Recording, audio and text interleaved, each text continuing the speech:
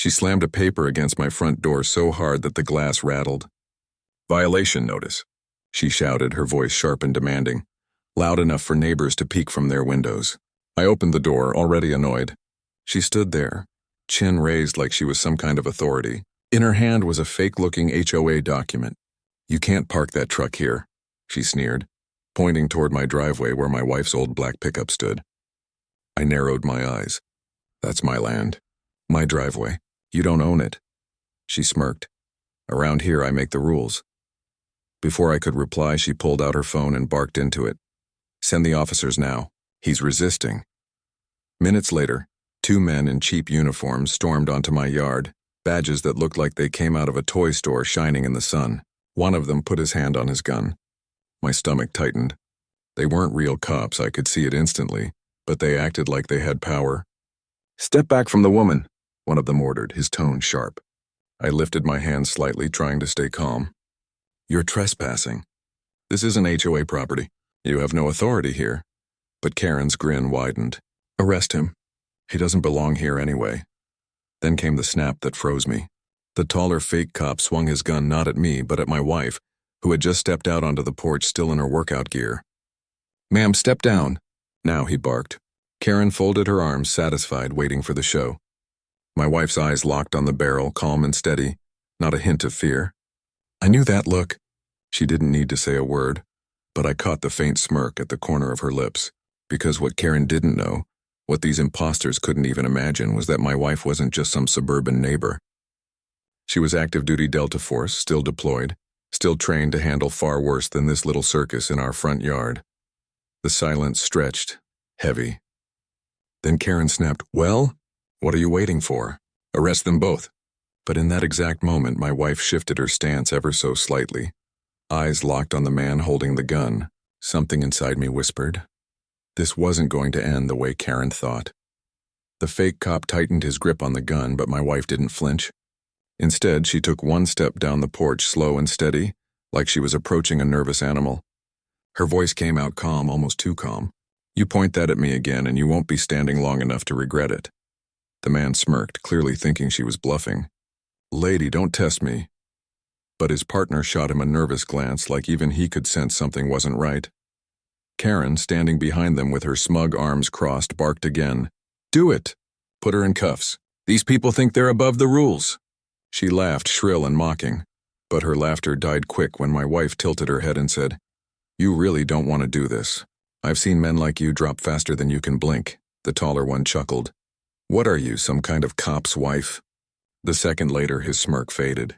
My wife moved so fast no one had time to react.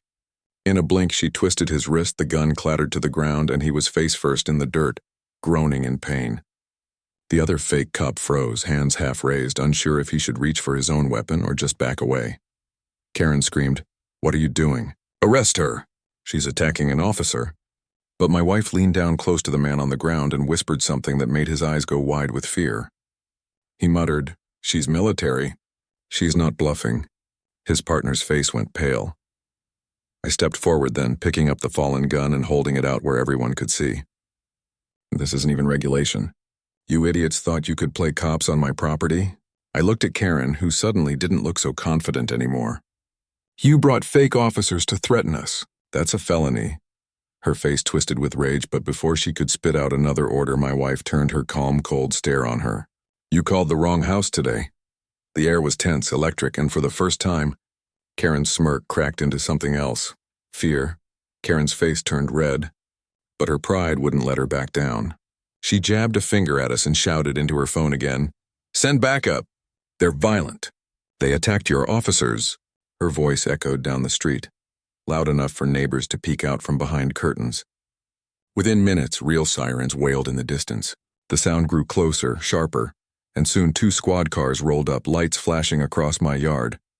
The 2 imposters froze like deer caught in headlights. One still nursing his wrist, the other sweating bullets. Both looked like they wanted to disappear. My wife didn't move, arms crossed, calm as ever. I could see the shift in Karen's posture. She thought she had won. She even smiled, smoothing her hair like she was preparing for her grand moment. "Finally," she said, walking toward the patrol cars. "Arrest them. They assaulted HOA officers and threatened me with a gun." The real cops stepped out, hands on their belts, scanning the scene. One of them frowned, looking at the fake badges still clipped on the imposters' shirts. "Troy officers?" he muttered. My wife let out a short, sharp laugh. "Try imposters." They aimed a weapon at me on my own porch. Karen gasped dramatically, clutching her chest. "She's lying. She's dangerous. But she stopped when my wife pulled her phone from her pocket and without a word held it up. On the screen, the security camera footage played, every second crystal clear. The fake cop pointing a gun at her, Karen egging them on, her voice commanding them to arrest us. The officers leaned in, their faces tightening as the truth spilled out right there in front of everyone. "Ma'am," one officer said flatly to Karen, "you're coming with us for filing a false report and conspiracy." She blinked, stunned, stumbling over her words. "What? No, they attacked," but the footage kept looping, her own voice damning her. The two imposters tried to back away slowly, but my wife's voice cut like a blade. "Don't even think about running." And the strangest thing? They listened. They actually froze like soldiers obeying a command. I stepped forward, looking straight at Karen. "You wanted us in cuffs? Careful what you wish for." For the first time since this nightmare began, Karen's mask of control shattered. Karen's voice cracked as the officer grabbed her wrist, snapping the cuffs shut. "This is a mistake." "You don't know who I am," she shouted, twisting and kicking like a child throwing a tantrum. Neighbors were gathering now, phones out, recording every second. The queen of the block, as she liked to call herself, was finally being dragged across the yard, her power slipping away in front of everyone. The taller fake cop stammered, We were just following orders." But the officer cut him off. "Following orders doesn't cover impersonating law enforcement. That's 5 years minimum." The imposter's face drained of color. The second one muttered, "She promised us money. Said she owned this street." I raised my eyebrows, my suspicion finally confirmed. Karen wasn't just a busybody. She was running her own little scam, tricking desperate people with fake authority. My wife stepped closer, her voice low but sharp. She was building her own shadow HOA. No legal paperwork, no board. Just intimidation. The real cops exchanged looks. This wasn't just trespassing, it was a full-blown fraud operation. Karen screamed louder, trying to cover it.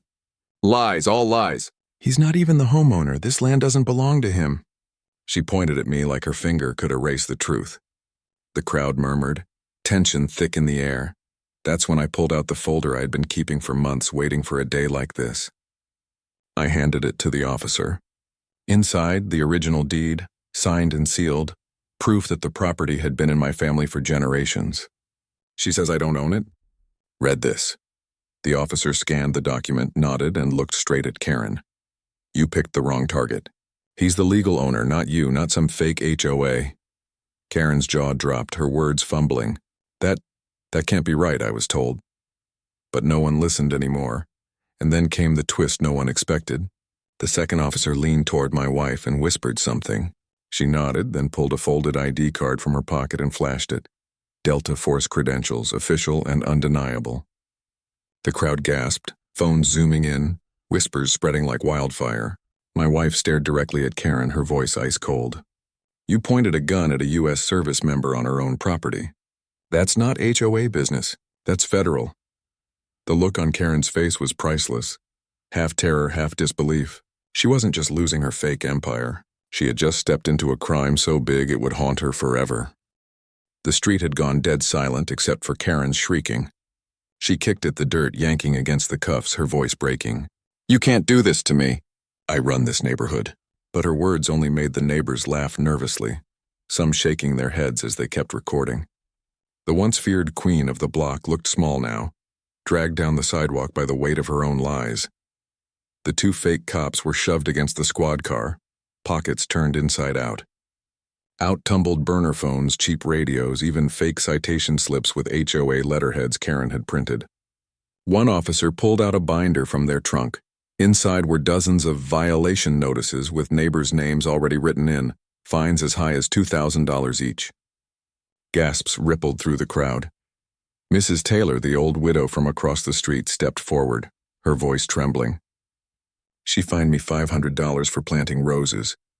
I thought it was real." Another neighbor added, She threatened to tow my car if I didn't pay her cash. One by one, stories poured out. Karen hadn't just been bossy, she'd been running a full-blown extortion racket. The officer looked at me. "Looks like your wife just saved this whole block." My wife didn't smile, didn't brag. She just crossed her arms and said, "I told you, you picked the wrong house."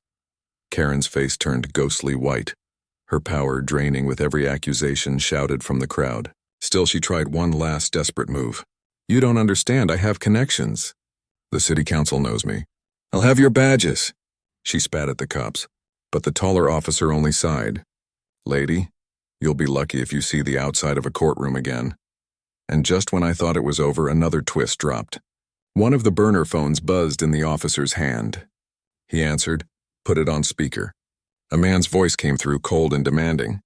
"Karen, did you collect from the veteran yet?" "We need that money tonight," the crowd gasped. My wife's eyes narrowed. This wasn't just Karen's scam, it was bigger. Someone higher up was pulling strings, and Karen had been their pawn. The officer clicked the phone off, but the silence that followed was louder than any siren. I looked at my wife, and she already knew what I was thinking. This fight wasn't over. Karen was just the surface. The officers shoved Karen into the back of the cruiser, but her eyes darted wildly, panic leaking through the cracks of her arrogance. "Don't let him find out. He'll kill me," she screamed, thrashing against the door. The whole block froze. For the first time, her voice wasn't full of entitlement. It was fear. The cop holding the buzzing burner phone looked uneasy. He scrolled through the messages and whistled low. "Chief, you need to see this." The second officer leaned in and his face hardened. On the screen were dozens of payment records, all tagged with names of neighbors, and one larger transfer request from someone listed only as Mr. Black. The amount? $25,000. The neighbors gasped. Mrs. Taylor covered her mouth. She wasn't even keeping all the money. My wife's jaw tightened, her soldier's instinct kicking in. She knew this wasn't some small-town grift anymore. It smelled organized, dangerous. Karen pounded the window from inside the cruiser. "You don't get it. He runs everything. I just collected for him." The officer turned to her, voice sharp. "Who is he?" Karen shook her head violently. "If I talk, I'm dead." I felt the weight of her words sink into the street. This wasn't just about fake fines or property rights anymore.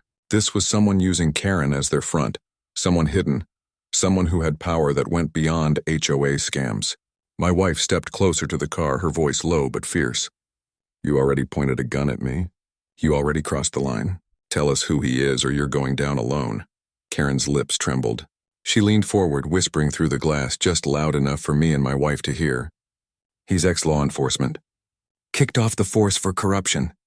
Now he runs a network, HOA boards, security contracts, even tow companies. He calls himself Mr. Black because no one ever sees his face." The officer stiffened like the name was familiar. My wife's hand instinctively hovered near her hip, where she used to carry her sidearm. She muttered almost to herself, "If he's who I think he is, this doesn't end here." The sirens faded, but the street buzzed with whispers. Phones kept recording. Neighbors looked terrified, and Karen's scream echoed inside the cruiser. The war wasn't over, it had just shifted into something far bigger. And in that moment, with my wife's eyes locked on me, I knew one thing. Karen wasn't the final enemy. She was just the bait. That night, the neighborhood was quieter than I had ever heard it. No kids playing, no lawnmowers buzzing, just the hum of streetlights and the weight of what had happened. The cruiser carrying Karen and the two imposters was long gone, but the fear she left behind clung to the air. Neighbors whispered in clusters, glancing at my house like it was both the safest and most dangerous place on the block. Inside, my wife paced the living room, phone in hand, her military focus back in full force. She wasn't rattled, not even after having a gun shoved in her face, but I could see her jaw tightening, the storm brewing behind her calm eyes. "If this Mr. Black really is ex-law enforcement," she said, "then he knows the system. He knows how to stay hidden, and he won't take kindly to us exposing his front." I tried to brush it off, leaning against the wall. Maybe he'll back off now that Karen's gone. Maybe? My words died when my wife held up her phone. On the screen was a message from an unknown number. "You should have stayed quiet. Next time it won't just be fake cops at your door." My stomach dropped. It wasn't just a threat. It was a promise. Before I could answer, headlights swept across our driveway. A black SUV rolled up slow tinted windows hiding whoever sat inside. My wife stiffened, her hand instinctively reaching for the small safe under the couch where we kept protection. The engine idled for a long, tense minute. Then the SUV pulled away without a sound, vanishing into the night. We stood there in silence, the echo of the threat still glowing on her phone. Then she looked at me with that same calm expression she had on the porch, the one that meant she had already decided. He's testing us, and he doesn't know who he's dealing with. Her voice was steady, but I felt the ground shift under us. This wasn't an HOA fight anymore. This was a war spilling into our doorstep, and my wife wasn't just defending our land now. She was preparing to hunt. The game had changed, and Mr. Black had just made the mistake of knocking on the wrong door. The next morning felt wrong before the sun even cleared the rooftops. The street looked the same, lawns trimmed, mailboxes standing neat in a row, but the silence had a different weight to it. Like everyone knew something was coming. My wife was already dressed in black joggers and a plain t-shirt, hair tied back tight the way she always did before a mission. Except this wasn't deployment. This was home. The first hit came fast. As I stepped outside to grab the paper, I noticed our truck was gone. Not stolen, towed. A bright orange slip fluttered on the driveway. Illegal vehicle removal, ordered by HOA. My blood boiled. Karen was behind bars, but her ghost was still haunting us. Or worse, Mr. Black was moving pieces already. Before I could even curse, a neighbor came running, panic in her eyes. They took mine too. And the Johnson's camper! They said it was unauthorized. She shoved a slip into my hand, nearly identical to mine, stamped with a fake seal that read, Community Enforcement Division. My wife glanced at it once and shook her head. That's not even a real agency. He's expanding. As if on cue, 3 black tow trucks rumbled down the street, engines growling, men in dark uniforms hopping out. No names, no logos, just black caps pulled low. They moved like they owned the block, clipping chains to more cars without a word. I stormed forward shouting, "This is private property." "You don't have any right." One of the men turned, smirk curling under his cap. "Talk to Mr. Black." His voice was calm, almost rehearsed. Then the crowd gathered, neighbors shouting, recording, demanding their cars back. But the men didn't flinch. They just kept working, loading cars like they were stacking trophies. And that's when it hit me. This wasn't about towing. This was about control. They wanted fear. My wife stepped into the center of the chaos, her voice cutting through the shouting. "Enough." Just one word, but the tow crews froze like they felt the authority in it. She moved closer, eyes locked on the smirking leader. "Tell your boss he picked the wrong block. And tell him next time he sends his men, he better send more." The man's smirk twitched. For the first time I saw hesitation, but he tipped his cap as if delivering a message, then climbed into his truck. One by one the convoy pulled away, engines roaring, leaving behind empty driveways and a street full of terrified neighbors. Everyone turned to us. Some angry, some afraid, all looking for answers. And I realized in that moment, we weren't just fighting for our home anymore. We were fighting for the entire neighborhood. And somewhere in the shadows, Mr. Black was watching, waiting for his next move.